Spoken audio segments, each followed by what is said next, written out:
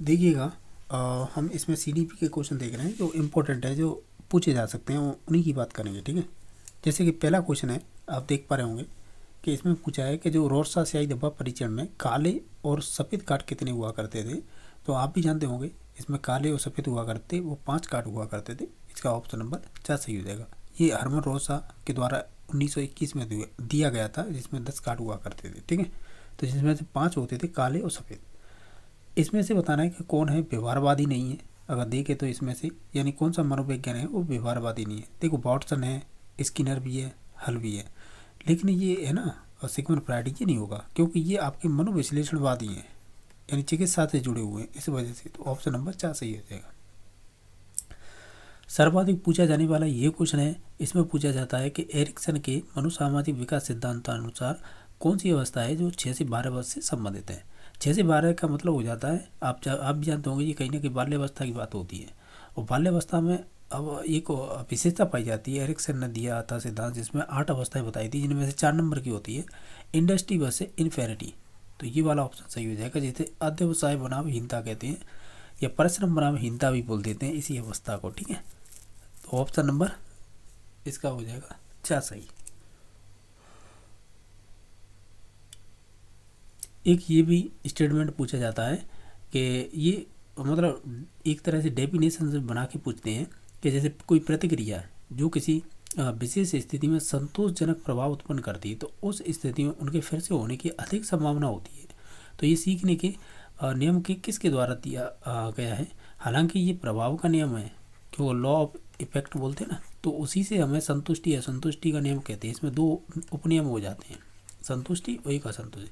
अगर आपको संतुष्टि होगी तो निश्चित तौर से उस अनुक्रियाओं को दोहराएंगे। ये तो कह रहा है ना कि उस स्थिति में फिर उस स्थिति में उनके फिर से होने की अधिक संभावना होती है, तो वो इसी की बात कर रहा था, संतुष्टि। तो ये थॉर्नडाइक के मुख्य नियम में आता है प्रभाव का, उससे पूछा था। ये क्वेश्चन बहुत पूछा गया है।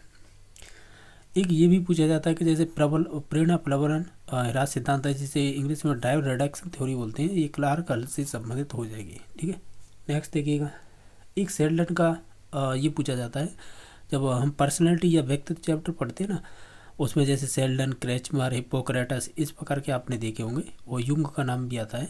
तो सेल्डन ने जो कह सकते हैं मनुष्यों को शारीरिक आयाम के विभिन्न श्रेणियों में व्यक्त किया था। तो बताइए व्यक्तित्व की कौन सी विधि थी, वो ये बांटे थे, वो नाम बताना है किस आधार पर। तो उसने प्रारूप प्रकार के आधार पर बांटे थे। 3 प्रकार बताए थे, एक्टो, मीजो और एंडो, ये 3 प्रकार हुआ करते थे। ऑप्शन नंबर 3 सही हो जाएगा। नेक्स्ट देखिएगा,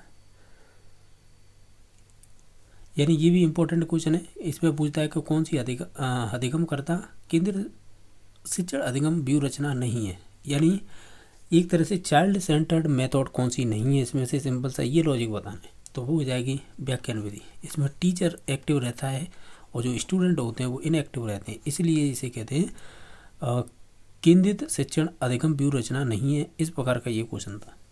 नेक्स्ट देखिएगा, ये भी क्वेश्चन बहुत पूछा जाता है कि बुद्धि का त्रिविमीय सिद्धांत, जिसे 3 डायमेंशनल थ्योरी बोलते हैं, ये किससे संबंधित है। देखिएगा, 3 डायमेंशनल की बात करेगा ना, त्रिआयामी, तो ये हम राइट आंसर जाएंगे इसके 4 नंबर पर, गिलफोर्ड का, जिसे 3D मॉडल भी बोल देते हैं, या बुद्धि संरचना सिद्धांत बोल देते हैं, जिसमें COP की बात होती है, कॉप की। अगर यहाँ पे ये तो चलो 3 डायमेंशनल है, अगर आपसे पूछता ट्राई आर्किक थ्योरी किसने दी है, तब फिर नाम किसका आता, इन्हीं कह सकते हैं ऑप्शनों में, तब हम जाते फिर स्टर्नबर्ग पे। ये है ना 2 नंबर ऑप्शन, इसे संबंधित है। अगर यहीं पे ये कहता कि 3 स्टेटम थ्योरी किसने दी है, तो ध्यान रखना ये क्वेश्चन सब पूछे गए हैं, तो ये आपके संबंधित हो जाती है, किससे हो जाएगी, ये हो जाएगी कैरोल से। सही बता रहा हूँ मैं, शायद कैरोल ही है उसका नाम, जिसने 3 स्टेटम थ्योरी दी थी। ठीक है, बाकी क्वेश्चन आएगा तब कर लेंगे। अब ये ध्यान रखना है 3D आए तो आपको ध्यान रखना है गिलफोर्ड। अगर आपसे ट्राई आर्किक पूछे तो रॉबर्ट स्टर्नबर्ग, 3 स्टेटम बोले तो कैरोल, अगर आपसे 3 फैक्टर बोले तब आपको याद रखना है स्पीयरमैन नाम, इसमें भी दे रखा है ये वाला। ठीक है, तो ये चीज़ें इंपॉर्टेंट है। ये क्वेश्चन बहुत इंपॉर्टेंट है कि वृद्धि और विकास का उत्पाद है। अगर देखें तो हम दोनों चीज़ों को महत्वपूर्ण मानते हैं कि हमारी जो हेरिडिटी है ना, आनुवंशिकता और एनवायरनमेंट, इन दोनों का ही कह सकते हैं प्रोडक्ट होती है, पर्टिकुलर एक का नाम नहीं ले सकते। इसे छोड़ दीजिएगा, सिंपल है, शारीरिक विकास को प्रभावित करती है बच्चे को, ये सभी चीज़ें करेंगे। ठीक है, नेक्स्ट देखिएगा, ये भी पूछे जाते हैं कि अभिप्रेरक बताइए, जो जन्मजात कौन सा है, अर्जित कौन सा है, या वातावरणीय कौन सा है। तो ये चीज़ें आपने पढ़ी होंगी। तो जन्मजात वो होते हैं जो जैविक ही होते हैं मोस्टली, जिनके बिना हम जीवन जी नहीं सकते, जैसे भूख और प्यास, नींद, और ये है ना, जैसे ये दर्द परिहार, ये दर्द परिहार है ना, ये संबंधित हो जाएगा आपके उसी में आ जाएगा, जैविक में, ऐसे कह सकते हैं। इसे बोलते हैं पेन अवॉइडेंस। बाकी उपलब्धि होती है ना, ये बाह्य हो जाती है, ठीक है, दिखाने के लिए। तो इस वजह से ये वातावरणीय हो जाएगी, या बाह्य या अर्जित बोल सकते हैं। और बाकी ये थी जन्मजात। देखिएगा, ये लॉरेंस कोल्बर्ट से संबंधित है। ये भी बहुत पूछा जाता है, जो नैतिक विकास सिद्धांत है ना, जैसे सजा से बचने के लिए आज्ञाकर्ता, जब दंड एवं आज्ञाकर्ता की बात आ जाए ना, तो लॉरेंस कोल्बर्ट ने 3 लेवल बताए थे। तो पहला लेवल था ना, वो प्री कन्वेंशनल था, तो यही राइट आंसर हो जाएगा, जिसे हिंदी में बोलते हैं पूर्व पारंपरिक नैतिकता। इसमें से एक विकास का एक सिद्धांत नहीं है, देखिएगा, यह अच्छा क्वेश्चन है। जैसे दिशा का तो होता है, क्योंकि इसमें सेफेलोकॉर्डल और प्रॉक्सिमोडिस्टल पढ़ते हैं। भिन्नता का इसलिए पढ़ते हैं, व्यक्तिगत भिन्नता पाई जाती है हर किसी में। अंतर संबंधों का सिद्धांत ये है, ऐसे शारीरिक विकास, मानसिक विकास, संवेगा, तो ये साथ ही होते हैं, तो इस वजह से। ठीक है, बाकी पृथक्करण का ये सिद्धांत है ना, ये तो आपके मेंडल से संबंधित है, जिसमें मेंडल ने मटर के पौधे पर प्रयोग किए थे, तो उसमें दिए थे उसने, तो ये संबंधित नहीं होगा, बाकी सभी संबंधित हो जाएंगे। अब इसमें ये विलियम मैकडूगल के द्वारा 14 प्रकार की मूल प्रवृत्ति बताई थी, उनसे किसी न किसी प्रकार संवेग संबंधित होते हैं। तो बताइए कौन सा सम्मिलित नहीं है, यानी कह सकते हैं कौन सा योग मिला नहीं है। अगर आपको डर लगेगा तो निश्चित तौर से आप पलायन करेंगे, यानी इसका मतलब ये है कि अगर आपको भय होगा तो निश्चित तौर से पलायन होगा।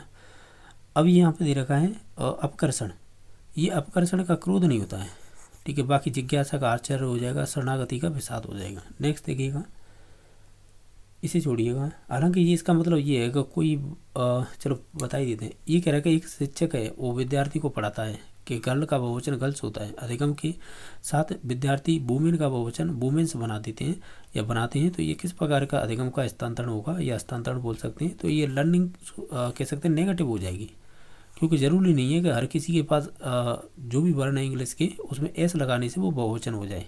अब इसका वुमेन है, यानी वुमेन था, WOMEN होता है वोमेन, ये सिंगुलर होता है। और ये कह रहा है कि इसका प्लूरल बनाएंगे ना, तो इसमें क्या करना है, वोमेन्स, तो ये वोमेन्स WOMENS लगा दो, हालांकि इसका प्लूरल तो WOMEN होता है। तो इस प्रकार कह रहा है, तो ज़रूरी नहीं है, ठीक है। ये तो ये नेगेटिव हो जाएगा, यानी लर्निंग ट्रांसफ़र होगी वो नेगेटिव हो जाएगी। नेक्स्ट देखिएगा, इसमें से बताइए कि बच्चों में सृजनात्मकता विकास करना विकास के किस आयाम से संबंधित होगा। तो देखिएगा, क्रिएटिविटी की जब भी बात होगी ना, ये संबंधित आपकी मेंटल से संबंधित होगी, यानी मानसिक से। तो ऑप्शन नंबर 2 सही हो जाएगा। नेक्स्ट देखिएगा, इसमें से व्यक्तित्व मापन की प्रक्षेपी तकनीक कौन सी है। देखो, खेल ड्रामा हो जाएगी, ठीक है, तो यही राइट आंसर हो जाएगा। बाकी साक्षात्कार तो चली जाएगी आपकी सब्जेक्टिविटी में, समझ रही हो ना, ये जो वस्तुनिष्ठता बोलते हैं। आत्म कथा भी इसी में आ जाएगी, अवलोकन भी इसी में, नहीं अवलोकन नहीं आएगा, अवलोकन तो फिर उसमें चला जाएगा, ऑब्जर्वेशन, ये चला जाएगा आपका ऑब्जेक्टिविटी में, ठीक है। तो इस वजह से ऑप्शन नंबर 1 सही हो गया। नेक्स्ट देखिएगा, ये कह रहा बुद्धि का आर्मी अल्फा परीक्षण किस प्रकार का था। ये शाब्दिक सामूहिक हो जाएगा, शाब्दिक सामूहिक इसमें शाब्दिक समूह परीक्षण यही हो जाएगा।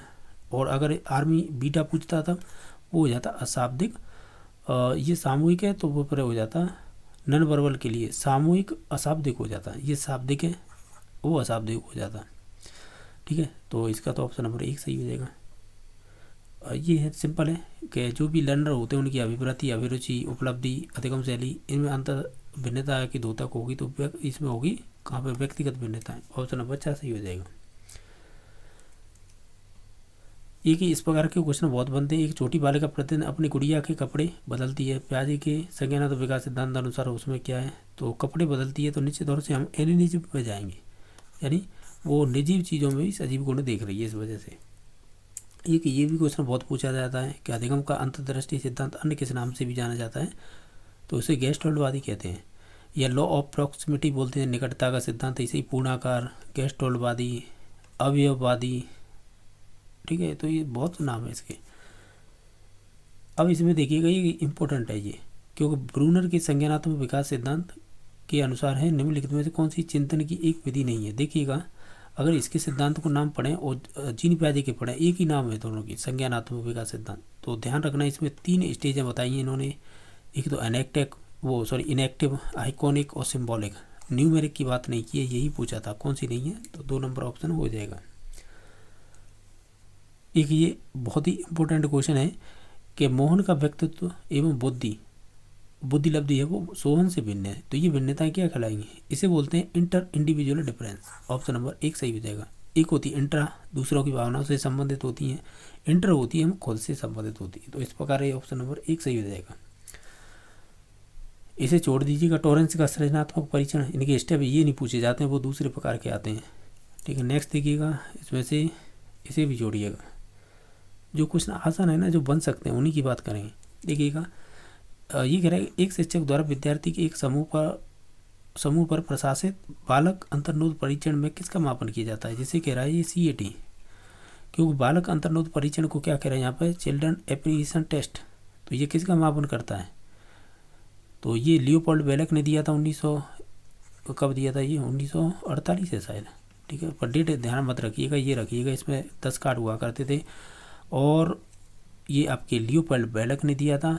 और इसे किसका मापन करता है? ये व्यक्तित्व का मापन करता है, चाहे वो TAT हो या CAT हो या IBT हो, ये सभी व्यक्तित्व का ही मापन करते हैं। तो ऑप्शन नंबर 4 सही हो जाएगा। नेक्स्ट देखिएगा, छोड़िएगा इसे।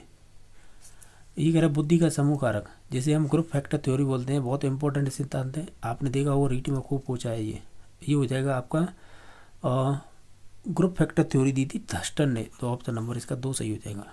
थॉर्नडाइक ने दी थी मल्टी बोलते हैं फैक्टर, यानी बहुकारक सिद्धांत। स्पीयरमैन ने 2 फैक्टर और 3 फैक्टर दोनों ही थ्योरी दी थी। थॉमसन ने सैंपल थ्योरी दी थी, जिसे प्रतिदर्श का सिद्धांत बोलते हैं। ये डेफिनेशन 2022 में पूछी जा चुकी है। अब नेक्स्ट देखिएगा, बेसल आयु क्या होती है? फिल इन द ब्लैंक्स किसके मापन से संबंधित होती है? बेसल आयु का मतलब होता है, ये बुद्धि का ही मापन करती है। एक होती है टर्मिनेट ऐसे ही होते हैं, टर्मिनेट आयु बोलते हैं शायद, वही होती है बेसल आयु, ठीक है। तो ये बुद्धि से संबंधित हो जाएगी बेसल। नेक्स्ट देखिएगा, डिस्ग्राफिया एक क्या है? हमें ये कहेंगे ये एक आपकी और लेखन संबंधी हो जाएगी। तो ऑप्शन नंबर 2 सही हो जाएगा, यानी लेखन संबंधी डिसेबिलिटी या राइटिंग डिसेबिलिटी बोल सकते हैं।